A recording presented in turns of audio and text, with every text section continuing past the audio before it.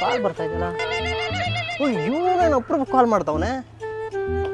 Hello hello ಮಚ್ಚಿ, ಹೆಂಗಿದ್ಯಾ ಮಚ್ಚಿ? ಎಷ್ಟು ದಿನ ಆಯ್ತಲ್ಲ ನೀನು ನೋಡಿ. ಚೆನ್ನಾಗಿದ್ದೀನಿ. ಏನು ಸಮಾಚಾರ? ಮಚ್ಚಿ, ಅಪ್ಪ ಅಮ್ಮ ಎಲ್ಲ ಹೆಂಗವ್ರೆ ಮಚ್ಚಿ?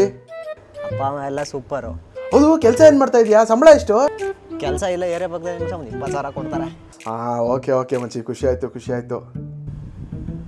ಯಾರು ಕಾಲ್ ಮಾಡಲ್ಲ. ಇವನು ಕಾಲ್ ಮಾಡಿ ನನ್ನ ಬಗ್ಗೆ ಎಷ್ಟು ಕೇಳ್ತಾವನೆ, ಎಷ್ಟು ಒಳ್ಳೆವ್ ನೀನು.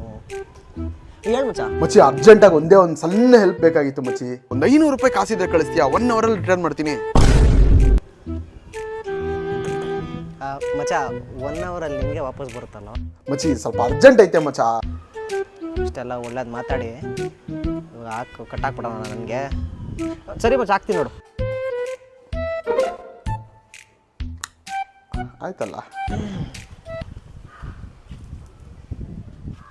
ಈ ಐಡಿಯಾ ಒಂಥರ ಚೆನ್ನಾಗಿದೆಯಲ್ಲ. ನಾನು ಯಾರಿಗಾನ ಕಾಲ್ ಮಾಡ್ಬೇಕೀಗ.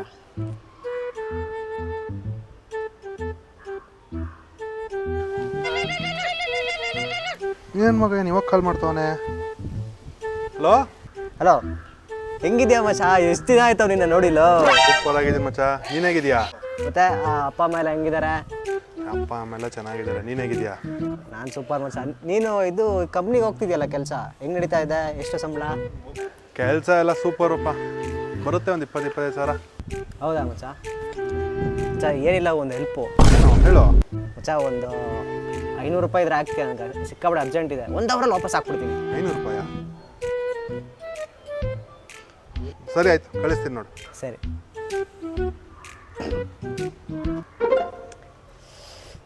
ಅವನ ಅಜ್ಜಿ ಐಡಿಯಾ ಒಂಥರ ಚೆನ್ನಾಗಿದೆಯಲ್ಲ, ರೆಡಿ.